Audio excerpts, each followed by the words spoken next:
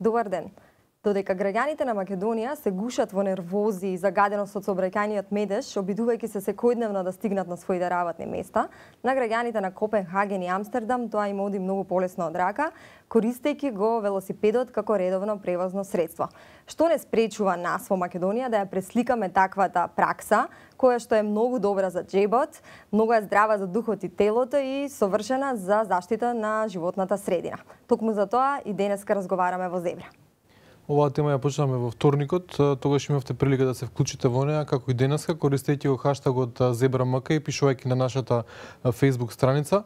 Денеска со нас е Јулијана Даскалов од Сдруженијето Екосвест и Јасна Шоптрајанова, активен граѓанин и активен велосипедист. Да почнеме, Јулијана, веднаш со тебе. Ти беше вклучена во проектот за изнемување велосипеди, значи да го изнемеш од една точка, да го оставиш на друга. Тој принцип кој што постои на запад се воведе и кај нас. Кажи ми, дали вака од денешна перспектива проектот се изреализира токму така како што беше замислен или има некои фали? Проектот е жива материја. Ние никогаш не рековме дека проектот ќе има крај. Требаше само да има почеток и тој почеток навистина многу работевме да го направиме во 2009 година. Првиот пункт беше пред општина Карпош и тогаш само општината Карпош виде некаква корист за да може да го прикаже тоа на граѓаните. Веќе 2010 година направивме уште 3 пунктови заедно со град Скопје и тоа пунктот кај Треска, пунктот во аеродром позади трговскиот центар Бисер и оној централниот пункт на плоштад кој повеќе го нема, сега е преместен позади градската болница. Тој пункт требаше да има 50 велосипеди за почеток. И ние рековме веќе во 2011 година заедно со Советот на град Скопје и нормално лобирање на Екосвест заедно со партнерските организации дека ние некако ќе успееме да го убедиме Советот да изгласа одреден буџет кој редовно ќе биде гласан годишно за обновување на целиот возен парк. Освено ние минатата година купени уште дополнителни 50 на велосипеди, јас нешто не слушнав од градот дека има дополнително вложено. Знаете, ние рековме дека на целата таа трансферзала, почнувајќи од Ѓорче Петров, па завршувајќи до Ново Лисиче, ќе поставиме најголем дел на пунктови, затоа што и самата Партизанска и понатаму Јане Сандански како булевари имаат инфраструктурата, што е многу битно, за да поставиш некаков си систем на изнајмување на велосипеди. Но на зошто не успева во целост тој проект е затоа што интермодалниот момент го нема. Главниот пункт во Скопје треба да биде на градските автобуски станици или на меѓуградската автобуска што се наоѓа кај железничка станица. Па вие сега доаѓате, на пример, од Охрид, изнајмувате велосипед и завршувате работа што треба и повторно го враќате. Дали на тој пункт или на некој од XX пунктови во градот. А имаш и некои текстови објави околу тоа што се случува со велосипедите, дека граѓаните премногу слободно си ги интерпретираат изнајмувањето. Да, јас веќе разговарав со вас. Тоа беше перцепција за која ние не сакавме да си поверуваме.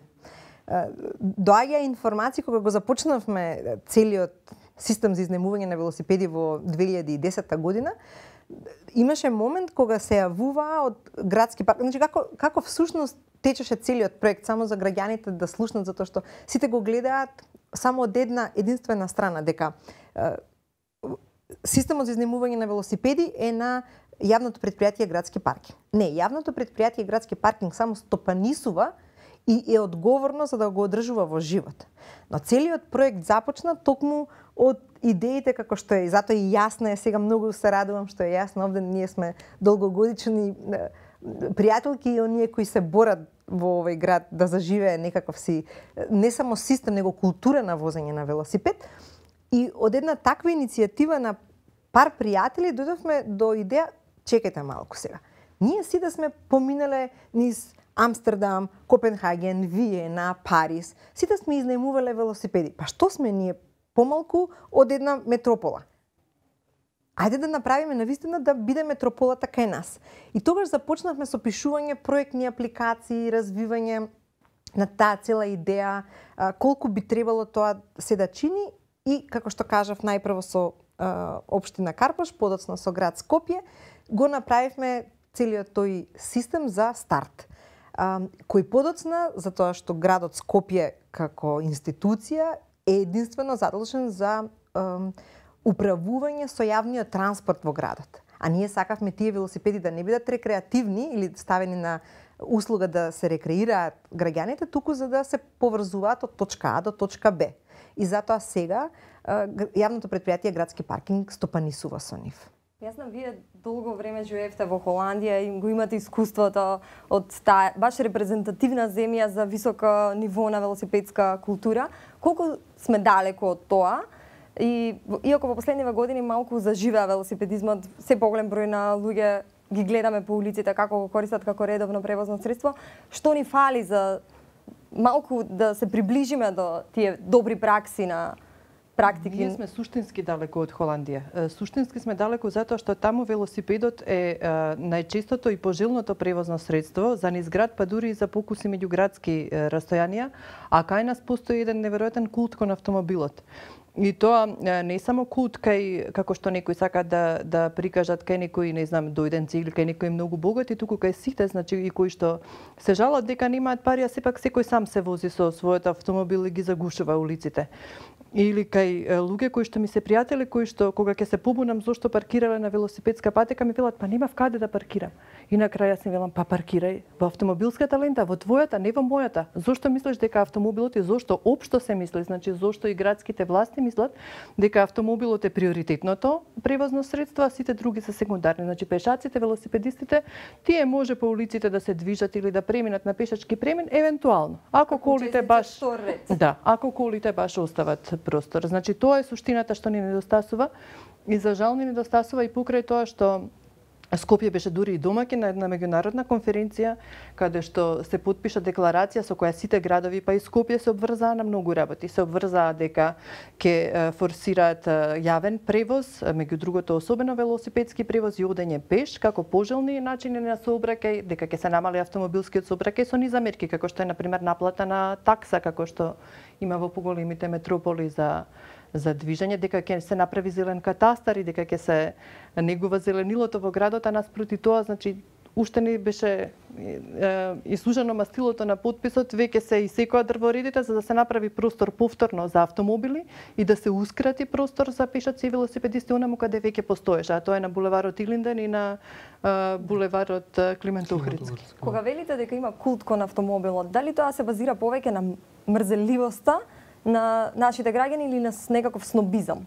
Или можеби комбинација? И едното и другото, култот кон мрзеливоста е па уште една приказна, а да можеби не е простор да шириме темата, ама и наводно одевме со велосипеди или пеш, секако за тоа се повеќе да се смалува просторот, како да е, не знам, не објаснив феномен и не објаснив механизам дека ќе плаќаш да одиш со автомобил, ќе плаќаш со автомобил и со жичарница да се качиш наводно, а потоа ќе плаќаш во некој фитнес центар да се рекреираш, наместо да одиш природно и бесплатно со велосипед или пеш. Јулијана, пред неколку дена или можеби минатата недела се појави текст во кој што од град Скопје објавија дека во Скопје има инфраструктура за велосипеди, меѓутоа најголем проблем е сообраќајната култура. Се разбира дека тоа е комбинација помеѓу овие два фактори, меѓутоа реално колку ние имаме инфраструктура, ако се знае дека некои основни правила за модерни велосипедски патеки кај нас се уште не се почитуваат, на страна тоа што нели се скратуваат булеварите, значи колку реално имаме инфраструктура. Ако ми дозволиш, Александар, ќе ги цитирам. Добри 80% од градските улици се покриени со велосипедски патеки и овозможуваат безбедно движење со ова превозно средство. Тврдат од градот. Дали е навистина? Да, добро. Мислам дека јасно го покри овој дел на да, имаме стварно и се исцртани во паркиралишта. Ви излезете само од вашето студио и пробајте до градски парк да стигнете. Да, има, тука се негде, ама под тркалата на автомобилите.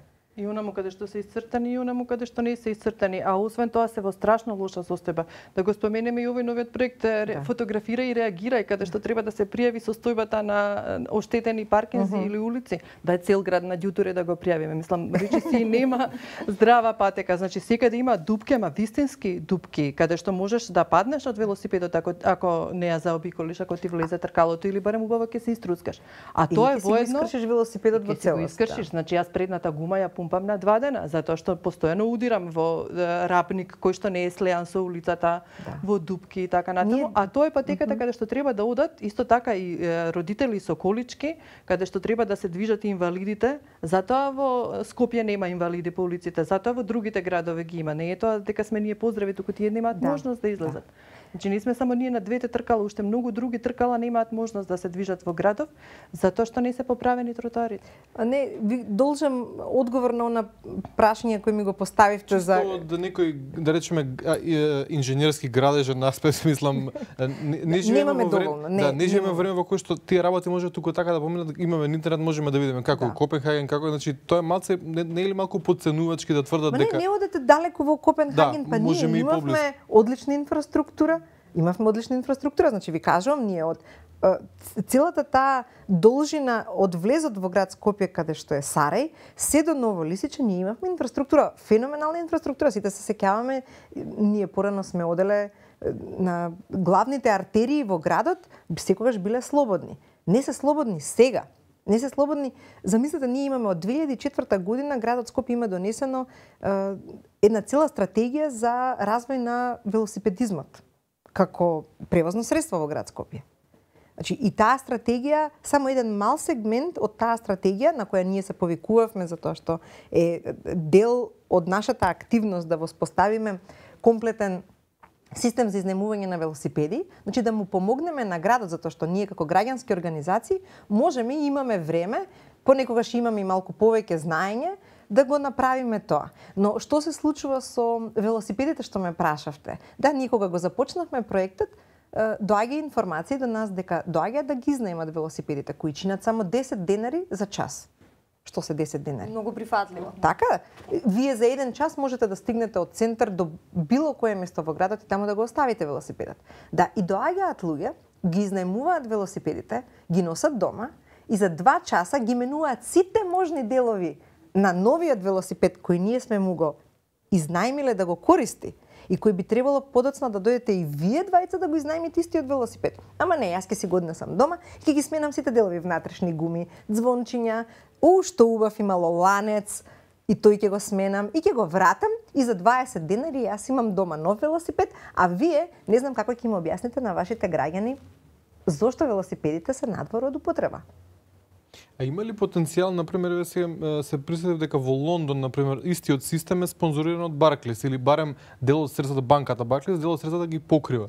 Значи, мислите ли дека нашите, ако речеме дека градските власти или централните власти немаат доволно средства заради криза или за било што, помеѓу приватните поголеми компании има интерес да спонзорираат такво нешто на долгорок? Задниот дел на велосипедот има, на задниот дел на овие кои ги имаме ние сега во градов, има буквално пластики, каде што можете вие да го изнаемувате за маркетинг. И со тоа да го одржувате целиот систем. Дополнително, можете и напред на самите корпи да ставите, ние сме ги виделе тие, не се само во Лондон, секаде се. Доколку градот самиот нема свој одреден буџет како што е во Париз, да го спонзорира целото тоа.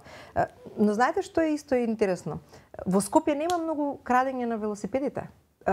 Оние што се изнаемуваат, јавните, да. Што е со оние приватните? Оние истражување на Точак од пред една година потврдува дека 55% од испитаниците не го користат како редовно превозно средство токму заради стравот дека ќе им биде украден. Па добро, токму од тој страф и јас денеска дојдов пешки во вашето студио. Но има нешто ново сепак што е добро, значи се поставуваат поголем број паркинзи за велосипеди отколку што тоа беше случај. Значи свеста кај еден дел на луѓето расте. Има луѓе кои што возат свесно велосипеди ако знаат дека со тоа малку ќе се помачат и ќе се труцкат по улиците и се, но се решени да бидат еден ауспух помалку. И се поставуваат и нови паркинзи, можеби недоволни, можеби не секогаш срекно проектирани, но имавме например на Скопската недела на дизајн неодамна работилница за дизајн на паркинг за велосипеди со архитектори, со студентите по архитектура и почнавме да преговараме со некои компании кои што би сакале за своите вработени да направат паркинг за велосипеди пред зградата, значи да ги стимулираат и на тој начин своите вработени. Секако тоа се главно модерни компании кои не се толку мали, кои што се занимаваат со модерни индустрии, кои што имаат таа свест. Па да се надеваме дека ќе се шири тој концепт, дека ќе бидат помалоброени ќе почнат да се срамат оние кои што велосипедот не го крадат целно, го крадат на делови. Тоа е исто дел од воспитувањето домашно. Кога вашето дете ќе каже носиме тато на сладолед, вие наместо да го запалите автомобилот и да отидете за еден сладолед, при тоа да испуштите не знам колку во количество на јаглерод двуоксид во атмосферата, земете го вашето дете и качете го на велосипед, заедно отидете. Така ќе направите одредена култура. Ние исто кога сме оделе со Јасна во Амстердам особено, врне онака како туш. Не, мајка со две деца, едно напред, едно позади, вози, децата се мокри до гола кожа, а не за нив не представува никаков проблем. Токму од таа причина кога ќе пораснат тие деца, исто временските услови не им значат ништо за користење на велосипедот. А културолошки мислите ли дека ние имаме таков потенцијал со тоа што сме малку повеќе заштитнички? Еве во Копенхаген, во Данска, повеќето семејства имаат велосипеди со корпи, значи или со колички. Да. Ако гледаме практично кај нас тоа е нелегално, значи ако некој земе тоа, значи мислите дека не можеме таков исчекор да направиме да преминеме преку се па деца да возиме во колички? Можеме. Јас сум возела дете на задно седиште, не на количка, од центар до Тафталиџе, дете кое што беше тогаш прваче, го возев во школа, значи во најголемиот шпиц, но не го возев долго, бидејќи другото дете ми беше на свој велосипед, се откажав од тоа. Ми беше престрашно да внимавам и на себе и на детево што седи позади и на другото дете на свој велосипед, но сега моите деца сами одат или пеше или со велосипед. Тоа со корпите е засега неизводливо заради инфраструктурата. Значи ако сам велосипед тешко се движи, ако треба постојано да се симнува од патеката затоа што е некој паркиран или е контейнер ставен, или пак да се движи по десниот трап. Вчера фотографирав кај новата железничка станица. Значи има цел канал меѓу тротарот, односно велосипедската патека која што би требало да постои таму и во ова најдесната лента има буквално една планина и еден канал покрај неа. Тоа е просторот каде што би требало да се движи велосипедот и да се засолни кога вртат автобусите, зашто е таму меѓуградската станица. Значи во моментов е можеби и добро што е со закон забрането да има такви приколки. Но реално не е добро на долг рок. Јас највеќе би сакала, бидејќи јас автомобил воопшто и немам, едно време дури се распрашав да си направам онаква количка како на старо купуем, за навистина и да можам да се преселам со велосипедот еден стан во друг, ама немам каде да го возам, реално. Велосипедистите се организирани во една неформална група наречена критична маса, која што ги испорачува своите барања до локалните власти, но се чини дека немаме некои радикални поместувања од другата страна. Треба ли тие да се организираат во некоја политички порелевантна група и како гласачко тело да настапат по примерот на Загреб, каде што од едно неформално движење прерасна во политички релевантни и дури имаат двајца советници во градот во името на каузата на велосипедизмот? Видете, да, токму вчера беше оваа есенска критична маса и мотото им беше иако е есен, точакот ми е бесен. И тоа е сепак група неформална на луѓе кои доаѓа секоја последна среда во месецот и пробуваат нормално на еден посуптилен начин да влијаат на различни сегменти. На тоа да се користат повеќе велосипеди, да детектираат проблеми дека во одредени населби воопшто не е ни размислувано при проектирање на населбата, не е размислувано да се стави еден мал сегмент да се остави од таа цела патна инфраструктура за велосипедот до моментите што ги кажавте токму вие дека одат со велосипед до одредени институции и испорачуваат барања кои треба да ги задоволат потребите на сите оние кои користат велосипеди. Јас тука ќе го врзам целото тоа со она што го кажавме, дека инфраструктурата е битна. Значи прво, истото вие како да имате дома автомобил, а немате улици каде да го возите. Така да и ние ги имаме велосипедите, немаме каде да ги возиме. Дори ве пробајте неурбан велосипед. Ете во Македонија сите викаме ајде маунтин байк ќе возиме или планинарски велосипедизам ќе развиваме. Има одлични момчиња кои освојуваат први награди на меѓународни надпревари и се уште во Македонија не можете да најдете велосипедски патеки на водно кои се обележени за велосипедистите. Јасно? Јас како граѓанин би сакала на ова навистина да кажам дека мерка за зрелост на нашето општество ќе биде кога политиката нема да биде само партиска, значи кога ќе се спроведуваат разни политики зад кои нема да мора да застане партија да ги бутка и за кое што граѓаните ќе може да прашаат. Значи критична маса не е помалку неформална отколку што беше, но веќе почна да дефинира барања и почна да преговара со институции за остварување на своите барања. Значи убаво помина низ тој процес на истражување, на детектирање на состојбите, на проверка колку не има кој не интересира тоа. Но она што е важно е дека градските власти, државните власти, дури бидејќи Скопје е главен град на нашата држава, би требало да слушнат она што го кажува критична маса. Не би требало критична маса дури ни да им се обрати директно, би требало преку медиумите да слушнат што кажува таа и да размислат исто така и врз основа на меѓународни студии во кои тие учествувале и на меѓународни настани, да размислат малку за здравјето на своите граѓани, не само од аспект на рекреација, туку еве неодамна прочитав за француска студија која што вели дека децата кои што живеат на 75 метри од прометна сообраќајница се 6 пати повеќе изложени на ризик од астма. Отворете мапа на Скопје и најдете ми 2 прометни сообраќајници што се оддалечени повеќе од 150 метри. Тоа значи дека сите сме, значи сите ние и нашите деца сме изложени на тој ризик од астма и тоа е нешто што сериозно треба да се земе предвид. Покрај сите други трошоци, значи покрај трошоците за бензин, регистрација, за чистење на фасадите и улиците кои што се загадуваат од ауспусите, здравствените трошоци од рекреација и трошоците од дишање на загаден воздух воопшто не се наивни и тие последици не се изразуваат само со пари. Значи, велосипедизмот е политика и мојата одлука да возам велосипед, а не автомобил е политичка одлука, но не е партиска одлука и би можело како тоа беше проект на коалицијата на еколошки движења или на Милио Контакт, работната група за зазеленување на локалните избори. Кога значи се поставија прашања кои им се упатија на сите политички партии. Каков е вашиот став за тоа прашање? Во случајот беа еколошки прашања, истото може да се направи за велосипедизмот. И врз основа на одговорите да се насочат луѓето.